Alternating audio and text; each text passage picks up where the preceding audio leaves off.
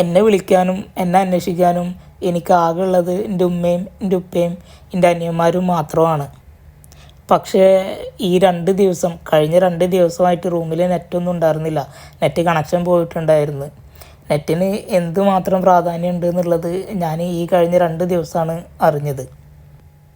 ഓഫീസിൽ നെറ്റ് ഉണ്ടെങ്കിലും ഞാനിങ്ങനെ വീട്ടിലേക്ക് പറഞ്ഞിട്ടുണ്ടായിരുന്നു, റൂമിലിങ്ങനെ നെറ്റിൻ്റെ പ്രശ്നമുണ്ട് ഉമ്മ ഉപ്പ. അപ്പോൾ അത് കാരണം 2-3 ദിവസം ഞാനത് ശരിയാവുന്നത് വരെ ഞാൻ ഇങ്ങനെ മെസ്സേജ് അയക്കുള്ളൂ, വിളിക്കാനൊന്നും പറ്റില്ല എന്നുള്ള രീതിയിൽ കൂടെ പറഞ്ഞ് അവരെ സമാധാനിപ്പിച്ചിട്ടുണ്ടായിരുന്നു.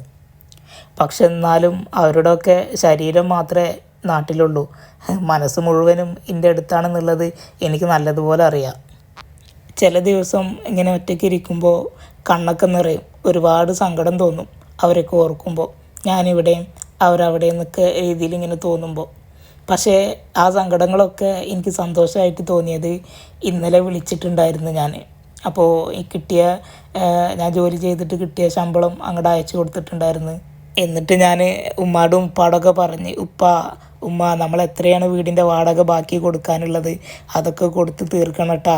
പിന്നെ അതുപോലെ തന്നെ ഉപ്പ ഒരുപാട് വർഷമായിട്ട് ഇട്ട് നടക്കുന്ന ഒരു ചെരുപ്പുണ്ട്, ആ ചെരുപ്പ് മാറ്റിയിട്ട് നല്ലൊരു പുതിയൊരു ചെരുപ്പ് വാങ്ങണം അങ്ങനെ പറഞ്ഞ്. പിന്നെ എൻ്റെ അനിയൻ കുറേ കാലമായിട്ട് കൊണ്ട് നടക്കുന്നത് ഒരേ ഒരു ബാഗാണ്, ആ ബാഗ് മാറ്റി പുതിയൊരു ബാഗ് വാങ്ങിച്ചു കൊടുക്കാൻ പറഞ്ഞു.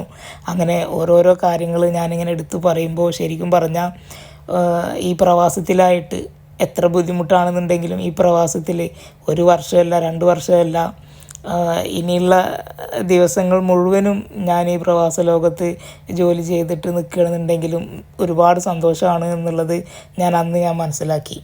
അല്ലെങ്കിലും ജയിച്ചവൻ്റെ വീരകഥകളിലൂടെയൊന്നുമല്ല ഈ ലോകം ജീവിതത്തിന് അറിഞ്ഞിട്ടുള്ളത്, അത് തോറ്റവൻ്റെ ചോര പൊടിഞ്ഞിട്ടുള്ള കണ്ണീര് കൊണ്ടാണ്.